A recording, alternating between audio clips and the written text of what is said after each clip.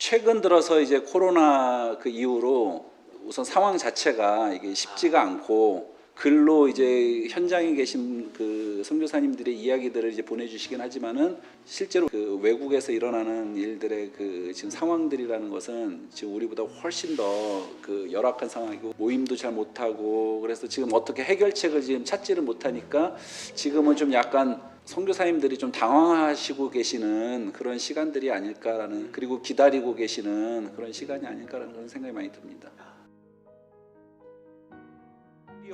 그러니까 우리와 선교사님들과 그 연결이 되는 하나의 통로가 되지 않겠나라는 생각이 듭니다. 왜냐하면 솔직히 많다면 많을 수도 있고 적다면 적을 수도 있는 그런 금액인데, 근데 그런 것들로 인해서 받으실 때 기도로서 이 교회가 후원하고 있겠다라는 생각이 들 때는 굉장한 또 힘들이 되지 않을까 이제 그런 생각도 듭니다.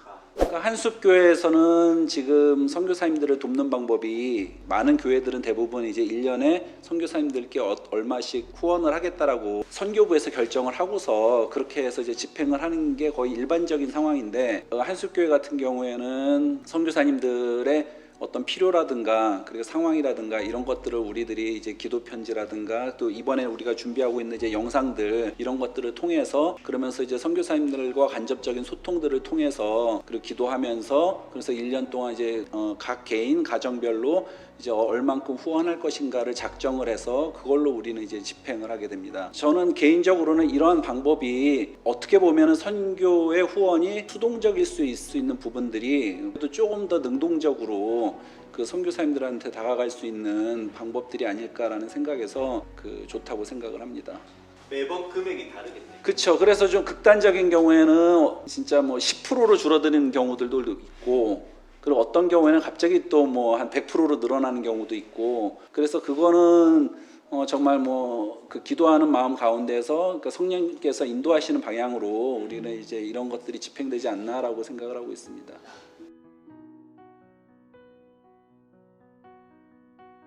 이제 후원 작정이 안 되신 분들은 어떻게 되나요? 저희가 이제 그 부분에 대해서 고민을 어느 정도 좀 했는데 물질 후원을 하는 이제 선교사님들은 이제 그대로 진행이 되고 만약에 이제 후원이 없다라고 하면은 기도로서 후원하는 이제 기도 후원 선교사님으로 이렇게 저희가 분류를 해서 그래서 저희가 기도 제목이라든가 이런 것들은 이제 항상 올라올 수 있도록 같이 그렇게 기도 공유를 하고 있습니다.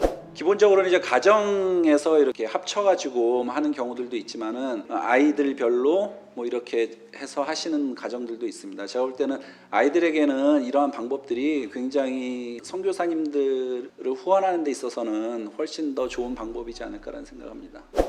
저희가 이제 한 2달 후에는 그 이제 내년도 선교사님들을 위해서 이제 그 작정을 해야 할 텐데 갑자기 하면은 또 잘 모르잖아요. 그래가지고 8주에 걸쳐서 이제 선교사님들의 그 영상들을 이제 그 한 편이나 2편씩 이렇게 내보내려고 합니다. 그래서 이것들을 보시면서 그 선교사님들을 위해서 기도하시고 이렇게 2달 동안 기도하시면서 그러면서 내년에 어떤 후원을 좀 작정할 수 있는 시간들이 되었으면 좋겠습니다. 저도 이제 그 이전에 여러 교회들을 거쳐왔지만 이렇게 다이렉트로 선교사님과 붙어서 교제를 나눌 수 있었던 경험은 이렇게 많지 않았었던 것 같아요.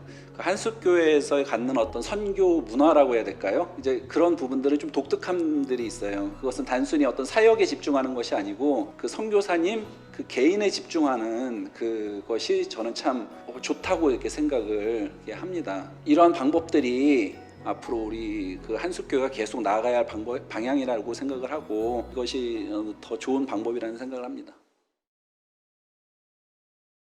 코로나로 인해서 이제 2월부터 한 3개월, 4개월 정도는 거의 이제 집에서 있으면서 이제 오전에는 말씀과 기도로 또 하고 오후에는 운동 삼아 이제 또 강할리 바다를 또 한 번씩 걷고 거의 그렇게 3, 4개월은 지내다가 조금 시간을 좀 활용을 잘해야 될 것 같아서 저녁에 잠깐 이제 아르바이트를 또 시작했습니다. 네. 사실 코로나인 줄 모르고 2월 달에 들어왔었는데 상황이 3월, 4월 달에 코로나가 심각해지면서 해외 자체에서 거기서도 이제 입국 자체가 사실 어려운 상태였고요. 지금은 이제 들어가서도 보증금으로 2,000불을 내야 되고 보증금 2,000불은 다시 돌려받을 수 있습니다. 검사 비용을 뺀 상태에서 이제 나머지에도 돌려받을 수 있고 그런 어려움이 있습니다. 네. 아마 2018년도에 들어와서 제가 그때 한숫교회에서 이제 앞에 나가서 말씀을 드렸을 때는 교육사역 쪽으로 이제 선교를 이제 할 거라고 했었습니다. 그래서 그 당시 이제 프놈펜에 있는 프놈펜 좋은 학교라고 MK 사역을 들어가서 이제 시작을 했고요. 그곳에서 체육, 수학, 기타 또 행정도 잠깐 맡아서 했습니다. 그래서 올해 2월 달에 나올 때까지 프놈펜 좋은 학교에서 선교사님들의 자녀들을 가르쳤습니다. 앞으로의 계획은 우선 들어가서 이제 프놈펜의 MK 사역을 계속적으로 할 것 같고요. 두 번째 이제 캄보디아에서 또다시 또 캄보디아어에 대한 부분들을 좀 더 계속적으로 이어나가기 위해서는 캄보디아 현지인들과 교제하고 소통하는 게 필요해서 제가 주일에는 캄보디아 교회를 현지 교회를 다녔었는데 계속해서 현지 그 교육자들과 목회자들과 함께 또 동역하면서 프놈펜 글로리 교회라고 그곳에 계신 사역자님들과 함께 동역하고 있습니다. 계속해서 현지 목회자들과 동역하는 것과 또 프놈펜 좋은 학교 이제 선교사님 자녀들의 교육에 대한 부분들 사역들을 함께 계속해서 기도해 주셨으면 감사하겠습니다.